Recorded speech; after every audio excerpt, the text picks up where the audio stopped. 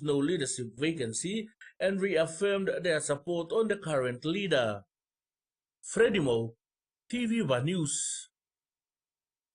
The settlers living at Bushwara settlement in Port Moresby are calling on Governor for NCD, Paul Pakop, and MP for Moresby North East, John Cowper, to relocate them before Number One Super Limited reoccupies the land the settlers had occupied illegally.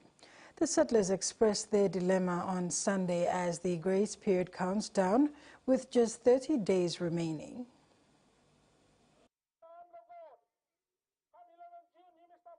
More than 6,000 residents living on the three affected portions at Bushwara, 9 Mile, have called on NCD Governor Paul Pakop and Moresby North East MP John Cowper to intervene and assist them before the land custodian takes possession of the land again in 30 days.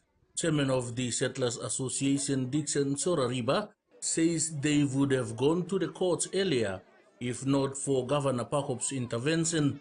He said Governor Pakop advised them not to appeal the National Court decision in 2021 when it ruled in favor of Number One Super Limited. Appealing to the Governor of NCD, we have him on record on several occasions that he was the one that gave us his assurance and gave us the promises. We still have him on record. I'm appealing to the Governor. If he can live up to his promises, if he can live up to his word that he has promised us, his people are waiting to hear from him. The settlers also said they used their own money to develop the land and build permanent infrastructure, and it is not an easy ask to up and leave. When we first moved in, there was no sign of NSL, or there was no billboard or no whatsoever indicating that this property or this land belongs to NSL. So NSL itself erred in this. Did not want the public, and we settled here. And we have brought in power. We have built houses that are almost worth in probably million kina or beyond. Speaking on behalf of the women folk of Bushwara settlement, Pastor Margaret Boki is pleading with the two parliamentary leaders to address them and the dilemma they face.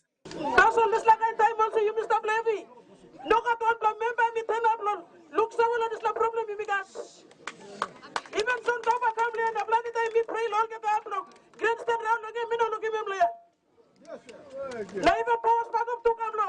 Maroon Kona na promises and Bible cookie minister office and I'm not turn up to. Member for Moresby North East John Cowper told this newsroom that NCDC and the office of the MP continues to look for available land because they cannot go against a decision of the National Court. Cowper said the NCDC board will meet this Thursday to deliberate on a way out of this situation. In April this year, when the National Court ruled in its favor, Number One Super Limited gave the settlers 120 days to voluntarily vacate land portions 2156, 2157 and 2159 at 9 Mile. Only 30 days remain and a large number of families have nowhere to go. The Bushwara community settled on over 200 hectares of land. It has an estimated 6,000 illegal squatters, 6 schools, 5 churches and large food gardens illustrated how the community set up a life they thought would be permanent. Meantime, NSL is taking steps to lawfully secure its fourth adjacent land portion 2158.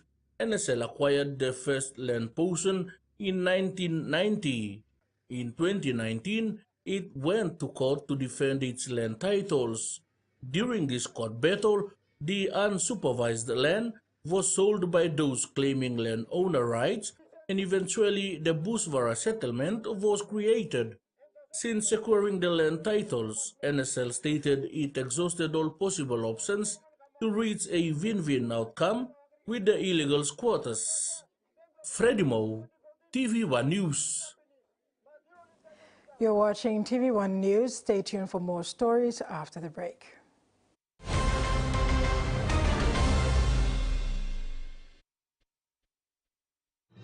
Experience a convenient and smarter way to do your banking with BSB Mobile Banking. You don't have to leave the office or your home to pay for bills. You can view your account balance, transfer funds, top up phone credits, or purchase EasyPay units wherever you are. Visit your BSP branch today to register now for BSP Mobile Banking. BSP Mobile Banking, the smarter way to bank. BSP, our bank, our people. Hiya, Mama. You wait then, but me add him special flavor. Put in more flavor, put in more taste. Magic kakaro, get up and big smile on face. Time for kimchi and a great kumutu. Sip, sip, da mumu, yes, magic on you. Maggi, the taste PNG loves. Open hands.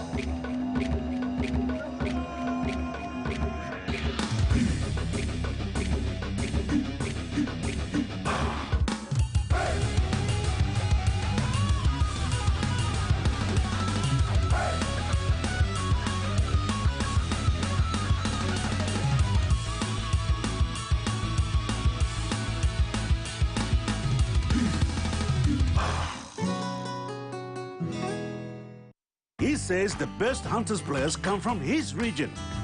So does she. But there's one thing that brings everyone together. SB Lager, Bungi Mumi. A quick favorite meal for the day does feel good. Snacks noodles is my choice for a simple meal. It is easy to prepare and fast to cook. And with a touch of flavor and ingredients, quality noodles that can be cooked and enjoyed in many different ways. You see, my whole family loves it. It's made here in PNG and comes in different pack sizes. Snacks noodles, tastier by you like you more.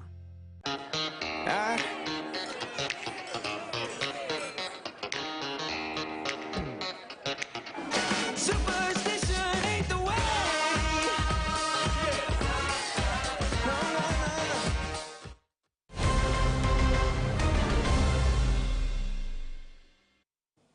Welcome back. In Honolulu, Hawaii, Day 4 of the 13th Festival of Pacific Arts and Culture showcased the ecumenical ceremony at the Stan Sheriff Center, University of Hawaii at Manoa. Scheduled from June 9th to the 10th, this spiritual gathering united attendees in reflection and prayer, blending cultures, traditions, and teachings. Day 4 of the 13th Festival of Pacific Arts and Culture showcased a profound ecumenical ceremony at the Stan Sheriff Center, University of Hawaii at Manoa, uniting attendees in spiritual and cultural reflection. Nira Simmons, Chief of Staff for the Maori King, emphasized the significance of seeking the divine in Pacific culture. For us in Aotearoa, rapua te mea ngaro. Look for that which cannot be seen. And I think it's a really important Pacific culture and understanding, because in this world, often we look for things. We're so busy with trying to find things, find stuff. Taking time out to gather, to pause and seek the divine which cannot be seen is a very kind of Pacific tradition. He likened the festival to the Olympic Games of the Pacific, celebrating the unity and cultural richness of the participating groups. We see everything about who we are. We come together, we bring our cultures, our traditions. I hear lots of people calling this the Olympic Games of the Pacific for our culture. What I find really exciting about that analogy is there's no gold medal ceremonies, because we're all winners and we all just want to come together and celebrate. When asked how important it is for Aotearoa to be part of FESPAC, Simmons' response: It's critically important for us, for our people. We come to participate with everybody else. We bring our tikanga, our culture, the way that we do things, and here we are liberated from everything else that binds us in daily life to just be Māori. Delegations from Norfolk, Fiji, American Samoa, Cook Islands, French Polynesia, Samoa and Tuvalu presented performances and reflections enriching the ceremony with their unique cultural perspectives. This was followed by a scripture lesson from Reverend Kalalua. In the evening, Mayor Rick Blangiardi hosted the groups at the Bishop Museum, celebrating the unity among diverse cultures and languages. Wood carvers from Papua New Guinea are adding the final touches to a stunning crest set to be presented to the Hawaii government during the closing ceremony of the 13th Festival of Pacific Arts and Culture. Fabian Pano, representing the woodcarvers from PNG, expressed gratitude for being chosen alongside fellow carver Jack Kawi from SIPIC to showcase their craft in Hawaii. The crest, meticulously carved onto a paddle, symbolizes unity and represents the diverse regions of Papua New Guinea. Lokatimol pedal, mi bloggetal narabla, Barata Pacific Island, long katimol or pedal. So on top of pedal, blomitulam, lokatimol crest, long Papua New Guinea, where you represent him, you met long Papua New Guinea. This is a pedal and by me give me go long gaman long away. Makin mi lo Papua New Guinea, o se mi compliment o give me long away gaman. Me like talking you to, you go lenses in at TPA, long look sawa long mi bla. Nakar mi play kamul semya long away. Eliseo Group, a cornerstone in Port Moresby's retail and wholesale sector, is commemorating its 10th anniversary, marking a decade of growth, resilience and community contribution. Founded by Filipino entrepreneur Ferdinand Montesilo in 1995, Eliseo Limited has evolved into a prominent player in the general merchandise industry, catering to traders, retailers and end consumers. Registered with the Investment Promotion Authority, Eliseo Group initially established its roots in Port Moresby with branches in Erima, Hohola, and Gordons. Despite the unfortunate closure of the Hohola branch on January 10, 2024, due to the property damage from a riot, the company has continued to expand its footprint and strengthen its operations. Today, Eliseo Limited operates additional branches, including the East Boroko EMAT, which opened on March 28, 2018, the Wagani branch inaugurated in 2021, and the Rainbow branch launched in 2022. Over the past 23 years, the company has grown to employ 180 local staff and 32 expatriates, a significant increase from its original 90 local employees and 15 expatriates. In a strategic move, Chinese entrepreneur Jackie Cho acquired Eliseo Limited on June 1, 2014. Under his leadership, the company has flourished with plans for further expansion to provide more employment opportunities and support the local community in Port Moresby. As part of the anniversary celebrations, 35 staff members from various branches were honored for their dedication and excellence. 6 employees received loyalty awards for their 10 years of service, while 29 were recognized for their outstanding performance. Cho expressed commitment to the company's future growth, stating that their expansion plans include creating more jobs and better serve the community. As it celebrates this milestone, the company reaffirms its commitment to growth, innovation, and contributing positively to the city's economy. And now to the finance news.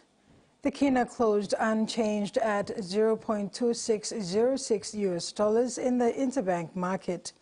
At Bank South Pacific, our Kina was buying $0.2531, $0.3819 Australian dollars, $0.2273 euro, and 39.44 Japanese yen.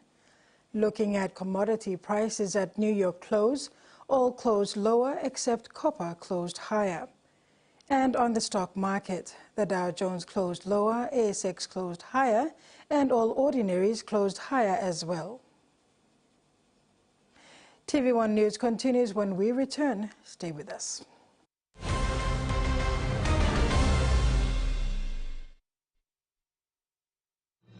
Experience a convenient and smarter way to do your banking with BSB Mobile Banking. You don't have to leave the office or your home to pay for bills. You can view your account balance, transfer funds, top up phone credits, or purchase easy pay units wherever you are. Visit your BSB branch today to register now for BSB Mobile Banking.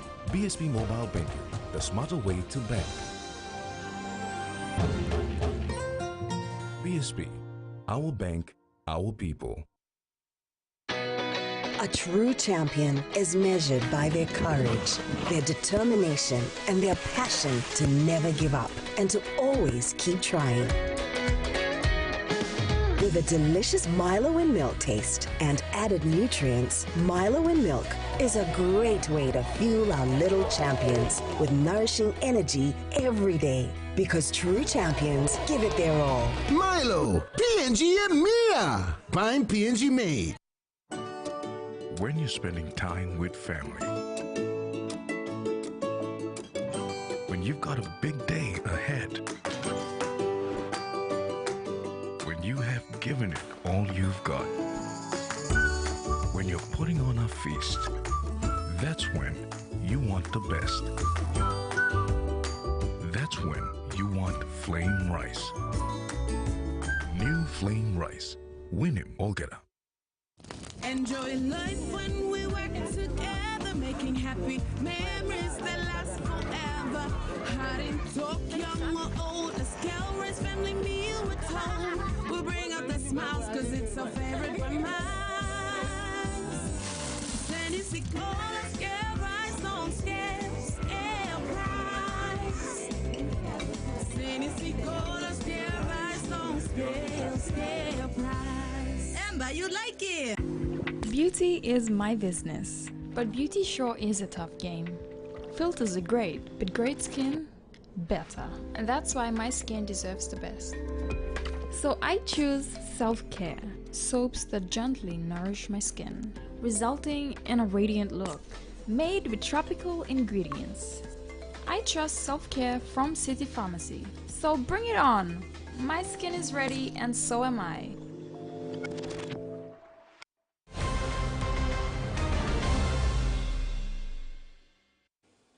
Welcome back. The U.S. consulate building in Sydney's north has been vandalized in an apparent pro-Palestinian protest. Forensic officers have been gathering evidence like fingerprints and taking photos of the damage to a consulate office here on Miller Street. Police say CCTV footage shows a hooded figure with their face obscured smashing 9 glass windows of the consulate office with a hammer at around 3 o'clock this morning. 2 red triangles were also spray painted over the consulate's coat of arms on the front door. Police have described this as an incident of malicious damage, and while they're working to identify the motive behind the incident, Prime Minister Anthony Albanese has condemned the act. It's not the Australian way. We should be able to have views, including on issues which are difficult. The Middle East conflict is a difficult issue. It is complex. Measures such as painting the US consulate do nothing to advance the cause of those who have committed what is, of course, a crime to damage property. Police are urging anyone with information to come forward and contact Crime Stoppers as they continue their search for the offender. French President Emmanuel Macron has called for new parliamentary elections after his camp heavily lost to the far-right National Rally Party in the country's EU election. At Sunday's European Parliament elections, far-right parties made big gains as the Greens took a major hit, according to a first projection provided by the European Union. In France, the party of Marine Le Pen dominated the polls, with her National Rally Party standing at just over 30%, or about twice as much as Mr. Macron's pro-European centrist party that is projected to reach around 15%. Macron said the rise of nationalists was dangerous for France and Europe. For most people with complex congenital heart disease, surgical treatment can be both invasive and distressing, but a team of Sydney-based researchers believe they have found a band-aid solution to complex issue, engineering mini hearts as a promising alternative to open heart surgery and transplants. Elle Pendrick was just 3 days old when she first had open heart surgery. Born with complex congenital heart disease, it's become a routine procedure. I've had all up 5 open heart surgeries and multiple cardiac catheters and other cardiac operations. It wasn't until I was about 22 after my 4th open heart surgery that I finally realised that I have an incurable heart disease. Elle now faces an inevitable 6th open heart surgery. Each time she goes under the procedure, she's forced to put her life on hold for 6 months while her sternum heals. It impacts every aspect of your life, from being able to work full time or being able to even cook and clean for yourself some days. But Sydney Heart researchers believe they've found a less invasive option, offering a band-aid-like solution, using a patient's stem cells to 3D print a regenerative patch that repairs heart damage and can be applied through keyhole surgery. They work as the human body, as the human heart, in a way that once they're transplanted, they look like they're safe, and they're also able to improve the way the heart is pumping blood in our body. With heart disease the leading cause of death globally, researchers hope this innovation will dramatically reduce recovery times for people who would otherwise have to undergo open heart surgery and shorten wait times for those on the transplant list because fewer people would need one. In reality, patients the majority of them, they're actually dying waiting for a heart transplant. They're basically waiting on average between around 2 years. Although intrigued, experts concede it will be some time before the treatment is available. It's a little bit like going to the moon, and so it may be that in the future we have regenerative approaches for treatment of patients who sustain a large amount of heart damage. Helping to mend broken hearts. Wind power is essential for Australia to meet its green energy targets, but now it's at the centre of a new climate battle, fracturing communities and seeing old enemies forming new alliances. Stephen Nowakowski makes his living photographing nature. He's a lifelong environmentalist, now campaigning hard against wind farms being built in the forests of Queensland. I'm aware that my information, my photographs, my love of nature could be weaponised against the rollout of renewables and decarbonisation. But what do I do? It's this campaign that's taken him deep into coal country, to the industrial city of Gladstone. This former Greens candidate is now embracing old foes. He's teamed up with Colin Boyce, a federal parliamentarian who does not believe in climate change. Do you sometimes, guys, think you're a bit of an odd couple? I'm a grazier and a farmer. I'm a boilermaker by trade. I am very passionate about being sustainable. What about you, Stephen? Do you sometimes think you're a bit of an odd couple? I shake my head in disbelief. I cannot believe that I'm in this situation. They will spend the next 3 days touring Boyce's electorate with their anti-renewables double act. First up is a public forum at Gladstone's Grand Hotel. Yeah, so thank you, Colin, and thank you everyone for attending tonight. I'm happy to talk to anybody and everyone about my energy journey. For Nowakowski, it's a delicate dance. By questioning the location of wind farms, he's providing ammunition for those opposed to climate action. If we just go back and sort of look at, building a new coal-fired power station here and there, so there's no reason at all. And coal, that's a message you need to take back to the LNP. There are plenty of countries building coal-fired power stations. Why is it we mine and export coal and sell it to China and don't use it ourselves? It's all about planning, and there is no plan, and we just need to plan where this stuff goes, where the renewables go. The Queensland government has raised the stamp duty threshold for first home buyers in its latest cost of living relief measure. The opposition says it's been calling for the change for months, accusing Labor of losing credibility. It's another pre-budget sweetener on a street the government probably wishes every press conference could be held. The best thing we can do for a Queenslander's cost of living for their lifetime is help get them into their first home. The stamp duty threshold will be lifted to $700,000 from $500,000 for first home buyers, and the vacant land threshold raised to $350,000 from $250,000. We anticipate this reform will help 10,000 new first home owners each and every year.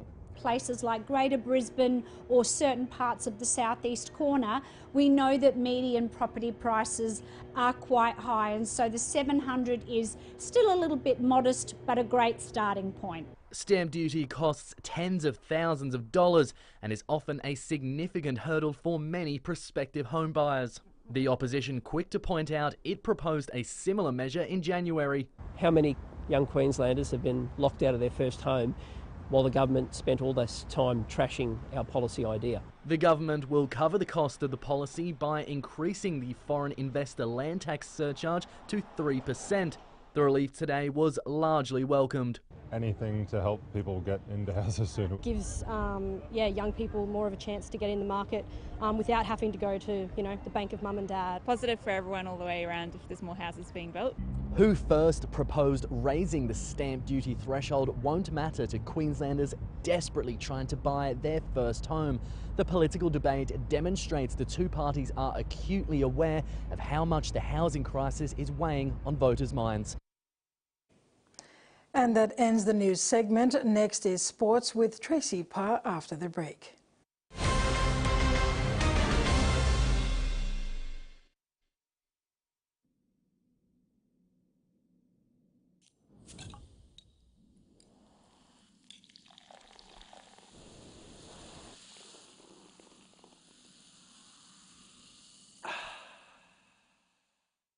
Back in '69, Frank Hutchison started a journey when he met Bill King, who ran a remote travel business.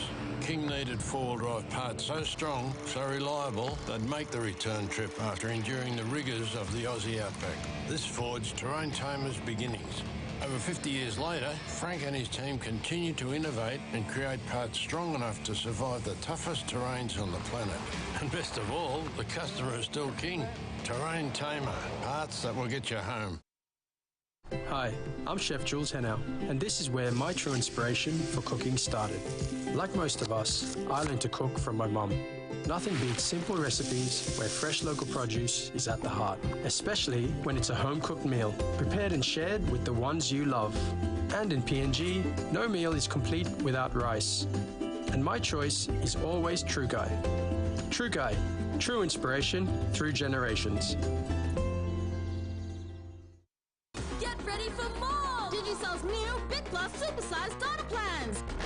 More options, more plans, and more time. Choose from our daily plans, now valid for 24 hours, weekly plans, or even a monthly plan from our suite of Big Plus Supersized data plans. All with more data and starting from as low as $1 kina. Yes, you heard right. What's up, that's all? Yes, yeah! Only Digicell's Big Plus Supersized data plans gives you more. Activate today on My Digicel app or dial *675# only with Digicel. Hello, WWE Universe. This is WWE superstar Shayna Baszler, the Queen of Spades. I'm here to set it all on fire. Watch WWE on Digicel TV. Retro, showing all your favorite hits from the past. Monday at 7 p.m. Tune in to watch the old hits from the 70s, 80s and 90s. Join us for a retro music party every Monday at 7 p.m. on TVWAN.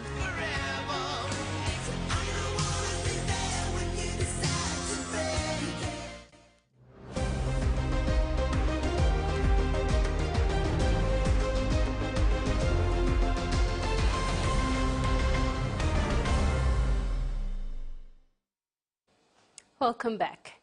The PNG Hunters have put two recent losses behind them to claim the win in a nail-biting clash against the Western Clydesdale on Sunday.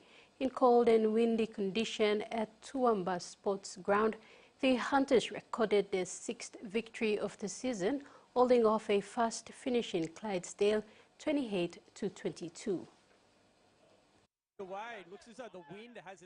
The Hunters gifted the Clydesdales a number of back-to-back sets on their try line in the final 10 minutes, but showed great grit in defence to keep them out. It was a much-needed win for the 9th place Hunters, who recently fell out of the top 8 following losses to South Logan Magpies and Mackay Cutters. Hooker Judah Rimbu said the effort they showed was the most impressive aspect of the match, overcoming their own errors to go home with the chocolates. The Hunters posted the first points of the day through centre Clint Lama, but it didn't take long before Clydesdale responded as young winger Caden Boucher crossed. Centre Corey Fanning then gave the Clydesdales the lead in the 16th minute before the Hunters started to run away with the opening stanza, scoring through Benzie Court, Eliza Rotinga and Sonny Wabble to go into the break up 24-10. The second half proved to be the battle of the hookers as Clydesdale's number 9 Taniela Otukolo came out firing to hand his side momentum, scoring in the 43rd minute. Rimbu hit back on behalf of his side 9 minutes later with what proved to be the winning try. Interchange rate through teams did give his side another 4 points, converted by Fanning to bring the difference to just 6, but it wasn't enough to get the win. Rimbu said he felt lucky to get his try to help his side to victory. After a preseason with the Dolphins NRL, Rimbu said he felt his form had been rocky to start 2024, similar to his team's, but he was hopeful of a strong run into a potential finals berth. After a double bye, the Hunters are scheduled to return for round 17 against North Devils on the 7th of July in Brisbane before they host Central Queensland Capras in round 18 at the National Football Stadium on July 14. Terry Longwood, TVWAN Sports. Defending premiers of CRU women's competition, Ali Queens continued their dominance in the New Look, New Power sponsored women's competition with another solid performance on Sunday, defending second place sisters in the main event of the day. The match was played at the Port Moresby International High School Sports Oval, tagged the top of the table clash in for round 6. Competition leaders Hallins started the match well with good discipline in their racks and mugs, using their big mobile pack to steamroll through sisters' defense with ease to score points. The Anthony Pankatana coached defending queens of the Capital Rugby Union women's competition would not rest on their laurels this year as they continue to aim high to maintain standards and consistency for another crack at defending the title in 2024. 2 first-half tries pretty much set the platform for Sunday's physical top-of-the-table showdown. From the get-go, Hollis looked ready and loaded for a tough day at the office against an equally strong sisters side coached by former Pupuk 7th player Eugene Tokovai. The intriguing encounter saw both packs going to and fro and showing a lot of energy and intent in their power play in the rucks and moles that got tempers flaring at times. Hollis asserted their dominance early and maintained full control of their sets, forcing sisters into errors and cheap turnovers. Hollis' big forwards were unstoppable at times, which really set the platform to close out the first half in their favour 10-12. Coach Pankatana was quite happy with the girls' attitude in the first half, with more emphasis on ball retention and continuity with some depth in their attack. The biggest thing for us was the continuity. I think ball retention is something that we've been working on, and that happened a lot in the first half. So it's just our options after we've taken that, with the ball retention, what we're doing after that. So we just got to change that up a little bit and then get a bit more depth when we're attacking, and I think we should see an improvement in that area in the second half, hopefully. Though it's a very close competition so far since the new season started, Pankatana said after 6 rounds, they're building nicely and tracking well on the competition points table. But with sisters only a point behind, they won't be taking any team lightly. While it's still early days to make any predictions, Pankatana said if they do the little things right, they should find themselves somewhere in the top 4 back end of the season. Currently, we're leading the ladder, the competition at the moment. Brothers are, they're a formidable side, so they're second to us currently. So we'll see how we go, mate. It's early days yet to predict anything, but if we do the little things right, I think we should find ourselves in the top 4 somewhere there. The Hollis coach expressed gratitude to New Power for coming on board to support women's rugby and promoting inclusiveness in sport. Pankatana said the sponsorship package would include new sets of jerseys for both the Open women and under-20 girls. It's a godsend, I think, for women's rugby, and New Power have come on board and they're supplying all the new jerseys for all clubs in CIU women's competition, from the Open women's to the under-20. So they're all getting a set of new jerseys. I think that it's arriving. It's already here, but I think by next week, all the ladies should be in the new sets by next week from New Power. So that's a really good thing. So that's, again, that's something that's really put the women's comp up on another level, if you like. Yeah. Terry Longwood, TVWAN Sports. Port Moresby men's softball competition front runners Money Plus Gazelle suffered their first defeat of the season on Sunday, going down to a revamped power outfit 8-5 in thriller played at the Bizini Diamonds. Despite of the loss, Gazelle still maintained the lead in the top four placing, followed by United Brothers, Brown Eagles, Bears and Power. Other big winners from the weekend were Brown Eagles defeating Bears in a nil-bitter 9-8. Saints beat fast improving Stingers 7-5, and United Brothers trashed Defence 16-6. As the 2024 season ramps up before heading into round 2, it's been a very close competition so far, with only 1 or 2 points separating the teams. With a number of upsets and some close games on the weekend, again epitomizes the intensity and standard of softball picking up again after the pandemic. While the highlight of Week 7 was Power's upset win over competition pacesetters Gazelle on Sunday, the fast-improving Stingers had a tight hit-out with Saints in the last game on Diamond 1. The men in red had the better of the first 2 innings, recording 3 runs to lead 3-0 heading into the top of the 4th inning. Saints showed their resilience to fight back in the next 4 innings with some good batting and forcing Stingers into field errors to bring the runners home. Stingers managed to score 2 more runs, but Saints had the last laugh in the end, running away with a 7-5 victory. Port Moresby men's softball match coordinator Consi Bai said games have been very competitive with some close games. On the points table, Consi commented there's not much separating the teams by way of points, with still 1 full round yet to go. 2 remaining rounds to go before we end the first round and then go into the second round. The competition is beginning to tighten and we're seeing a lot of close games being played. It was an exciting match. The competition leaders, Money Plus Gazelle, were leading and Power came back and got them in the end, defeating them 8-5. This would be their first defeat. Consi also noted some improvements by clubs who have been consistent week in, week out, which is good for the competition moving forward, with the finals set for early September. The points are just a 1 point difference each, and it's anyone. We'll see changes every weekend. Top 4 for A grade would be Money Plus Gazelle still on top, followed by United Brothers. They're with a win today, and I think Brown Eagles have come up to 3rd place, pushing Bears to 4th, and running up the top 5 would be Power on 5th place. With the national championships coming up in September, Consi said selection process will start shortly before they announce their squad, hopefully before the finals. The national will be staged during the Independence weekend, with venue yet to be confirmed. Finals should happen around September, first weekend, and we should see 3 weekends of finals, and then we select our team to go to the nationals, for the nationals in September during the Independence weekend. Terry Longwood, TVWAN Sports. Athletics PNG has nominated sprinter Leonie Behu to the PNG Olympic Committee to be its representative for the Olympic Games in Paris, following an outstanding performance at the Oceania Championship in Suva last week.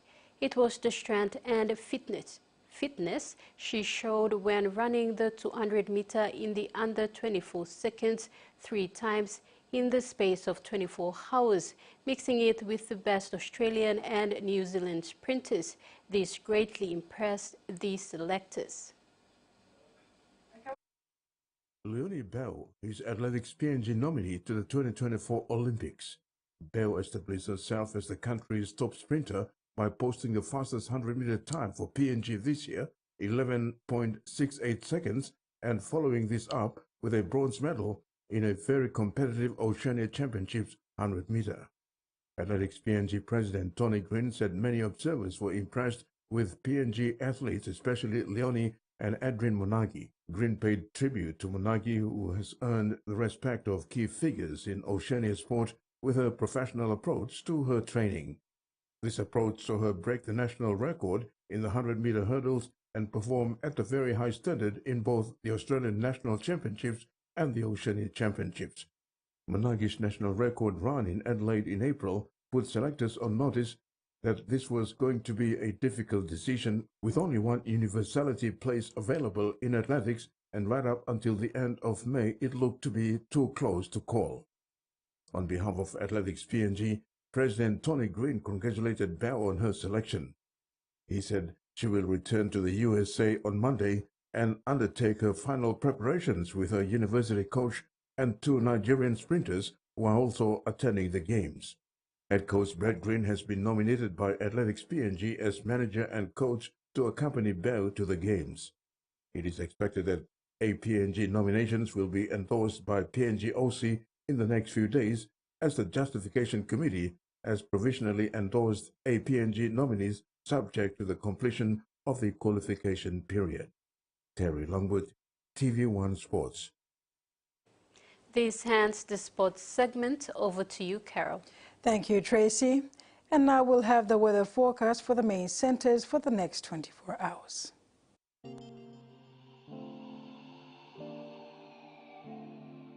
Southern region, Port Moresby, partly cloudy. Daru, some showers with possible thunderstorms. Wamase, Ley and Medang, mostly fine to partly cloudy. Yungini Islands, Lorengau, partly cloudy with some showers. Kavieng, cloudy with some showers and possible thunderstorms. Highlands, Mount Hagen, some showers with possible thunderstorms. Ocean forecast, Coral Sea, seas moderate to rough with southeast winds of 15 to 20 knots, reaching to 25 to 33 knots. And Solomon and Bismarck seas, seas slight to moderate with southeast winds of 10 to 20 knots. Coastal waters forecast, waters of southern PNG and Indonesian border to Daru to Kiwai Islands, Kerama to Yule Island and Hood Point to Samarai Islands, and waters of Cape Vogel to Huon Gulf to Finchafen through Vitius Strait to Siasi Long Islands to Karkar Island. Seas 0.5 to 1.5 meters, rising to 2 to 3 meters along warning areas. And that ends another edition of TV1 News. Thanks for your company. Have a pleasant evening. Bye for now.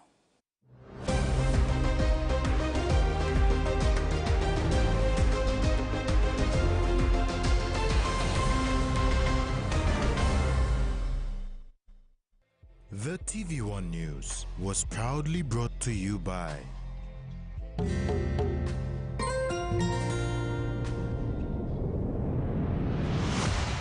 BSP, our bank, our people.